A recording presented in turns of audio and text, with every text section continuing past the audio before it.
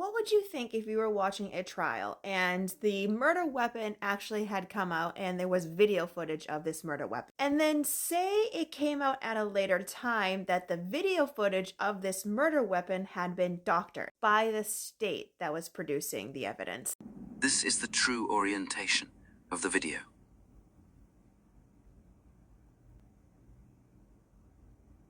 It's possible that this could all be blamed on user error if it weren't for two important facts.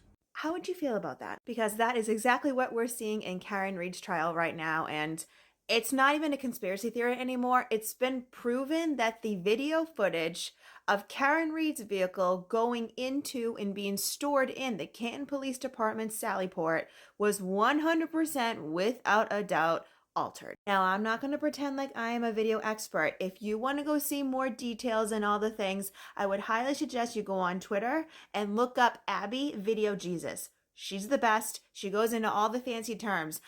Sometimes it's way over my head. But I just want to point out this one very thing to you guys. If you were watching trial, you remember the day when Yuri Buchanan from the Massachusetts State Police testified that this top video right here was a true and accurate representation of what Canton PD looked like the evening of January 29th, 2022. That is when they brought in Karen Reed's SUV. It then came out that that image actually had been inverted. So these motherfuckers flipped the video. But not only that, they then doubled down and added a fake date and time and all the things. First, the timestamp should not be reversed when the video is oriented correctly, as we see here.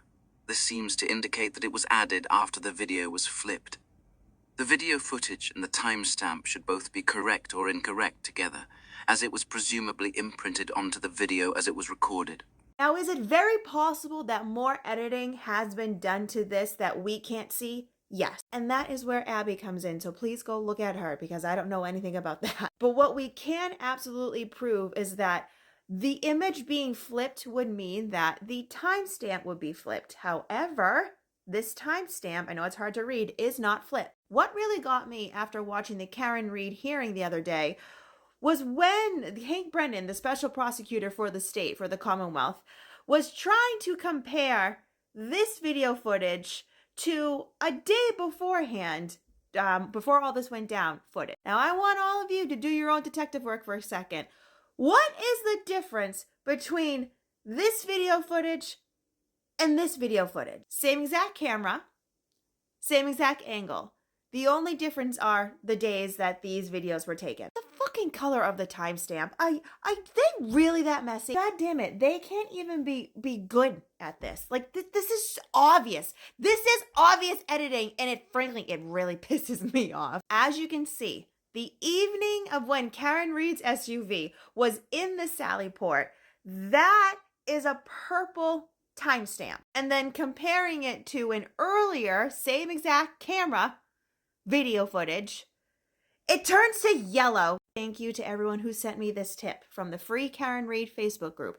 There's someone in there who was speaking about the exact kind of editing software that they use. This person stated, upon examining the Windows 11 toolbar from what was shown in the hearing the other day, I noticed several applications, including Adobe Photoshop and Adobe Premiere Pro, a professional grade video editing software. But that's not it when it comes to the actual timestamps. However, one particular application stood out to me. I'm not going to pretend like I'm going to know how to pronounce that. Advanced Subtitle Editor, identifiable by its I logo. It is an open source tool primarily used for adding subtitles and textual overlays to videos. Notably, the text appearing on the video footage, including timestamps, seems to have been added using this software. But this little nugget right here, this is what got me.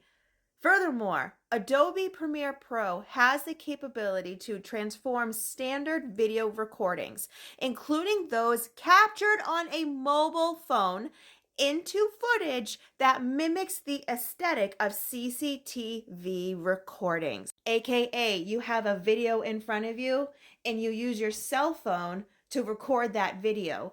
This software can make it seem like it's the actual video footage as if you pulled it directly out of the camera, when it is, in fact, in reality, just your phone recording a screen. Here's the image they were talking about, and I know some of you have seen this image already where they point out the Photoshop, but this eye right here, that is the subtitle editor. Like, all they had to do was just keep it in the same goddamn color and not try to change it up and be all fancy and shit. On the witness stand, when these videos were coming in piecemeal, especially the inverted video, 2 or 3 witnesses all went like this.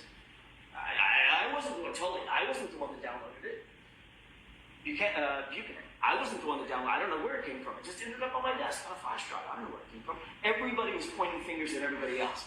Nobody could establish a single chain of custody for those videos, and we still don't have it. Chief Rafferty's statement, yeah, come on out. No hesitation whatsoever. They can come look at it. I suspect it's because she knew it wasn't there.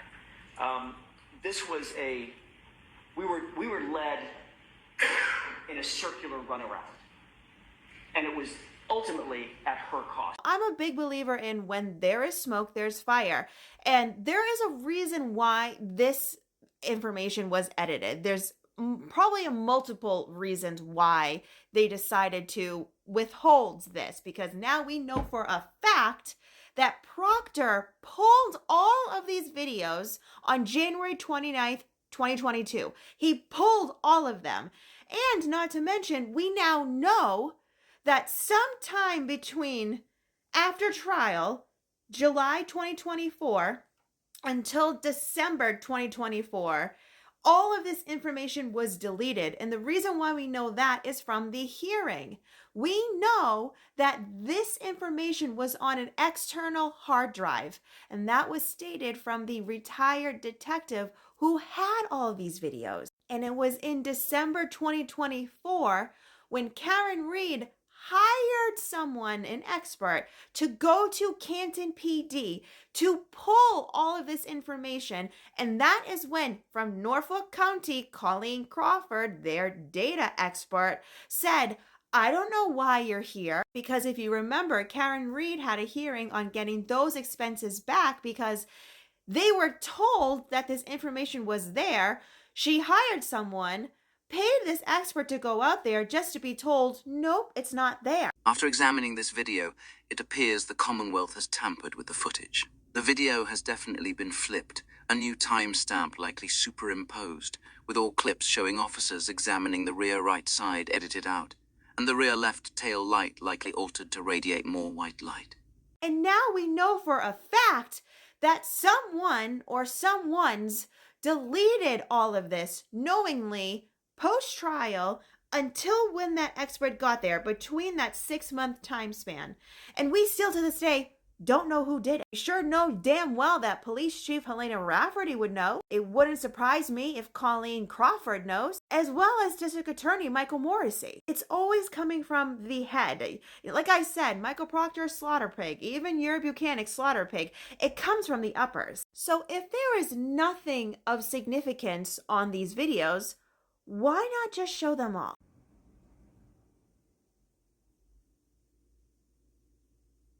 Give the defense every single second, unedited, of when Karen's SUV was held in storage at Canton PD, and just let it end. Oh, but that's right, they can't do that because they're trying to say they don't have it anymore. Things that make you go, Taillight is not just cracked. That taillight is missing. Then there is nothing exculpatory whatsoever about the Canton video. It's a red herring.